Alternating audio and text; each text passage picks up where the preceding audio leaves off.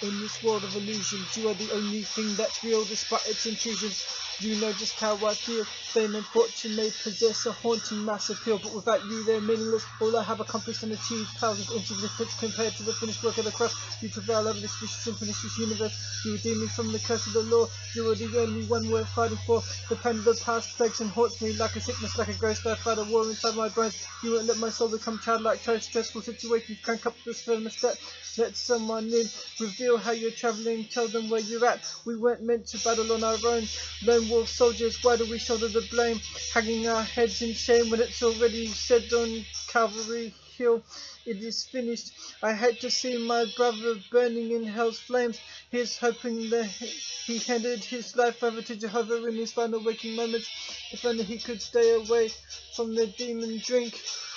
If he had just been able to exercise moderation and restraint, no wonder it was so easy for him to use his mouth as brush, painting bold pictures of despair where angels fear to tread. Did he wrestle with this desire to follow in the steps of the Son of God, who's proven to be risen from the dead?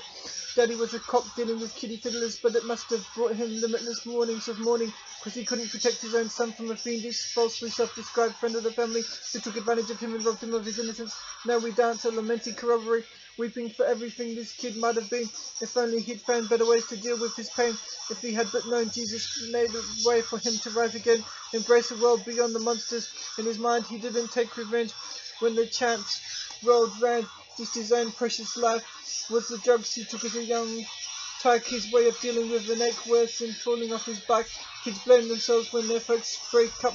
They crack like egg yolks and they don't always know Christ is around to help pick up the shattered pieces of their lives and reassemble them to reflect a mirror image of his lived visage.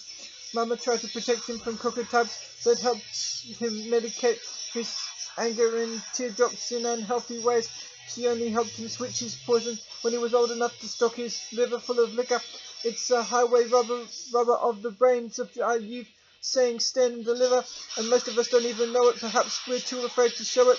What holds us back from being honest? Would it have helped if he made a regular appointment with a therapist?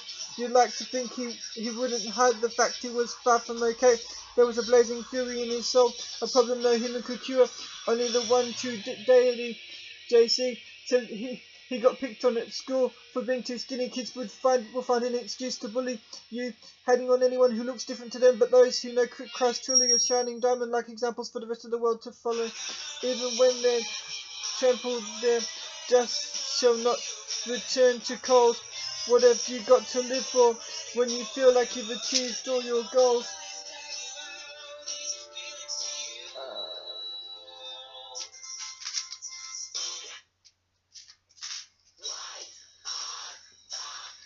If you haven't got Christ, then where is your hope? Unless you call him your beloved, you're just seeking enough rope to hang yourself when you're already picking through the clouds. All those coping mechanisms fail to deliver, they only let you down. I'm speaking from experience, I know how it is to want to drown in your teardrop, but Christ washes them in the ocean of his blood-drenched love. Release that fish clenched against him, and just nestle deep within his clutch. He didn't want to be a rabbit in that alco hut. He said he kicked the habit. Was he squawking double dutch? Johnny Walker won't pay for your funeral even if you put his kids through college with your excess consumption of his bottles. Some foolishly think happiness is always hidden in the next one, so they drain a whole jug of it. But it's a mug's game, cause when the high wears off, the hangover kicks in and you wind up feeling worse or preparing yourself for more of the same. You may want to pull the trigger on yourself or others don't give in. That's not the sort of body anybody wants to live in. You had more grey days than any man could measure. If only you had lost yourself in the everlasting gaze of God who always loves you. If you but ran the race of life for his pleasure. It's true in part what he said. We have a responsibility for the problems that come our way. We can let them destroy us or look beyond our anguish to the healer of sin sickness who speaks every single language, who knew when he released out of time it was going to be prophetic. It's pathetic the way suicide takes so many lives. We blame ourselves for being the ones left behind, wondering what we could have done otherwise. The vicious cycle repeats itself to the end of the world, till it all spins out of control. He repeated the pattern of his folks' relationship, although he probably swore he'd never treat his kid like his daddy did, walking away from his duties and obligations to raise his little ones. Perhaps if he'd been brought up in the ways of the Lord, his sense of justice might convince him not to deprive them of this intangible asset. being raised by one man and one woman united in marriage can bring to the table of your heart.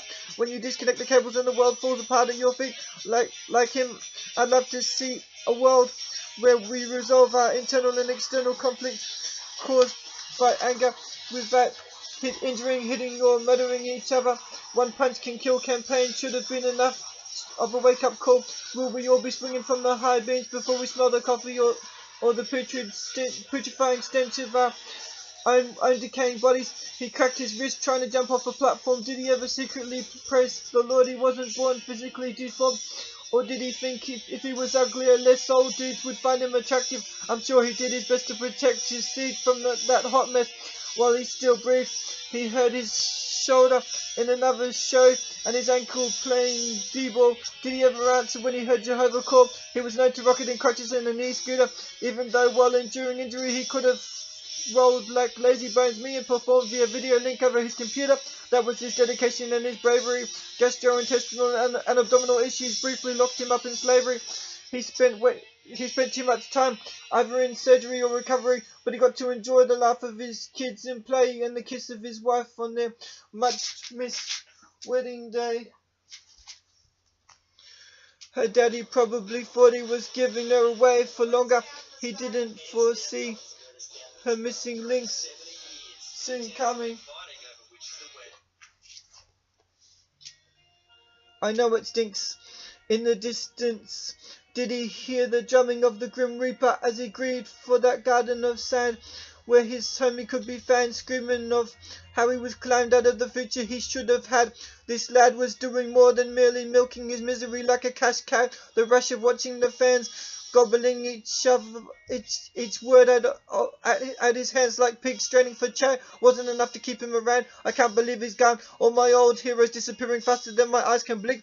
At least he's got his legacy when his body sinks into the sea beyond his last horizon. Did angels or devils capture his heart? I'm left with more questions than answers, pierced by fierce remorseful darts.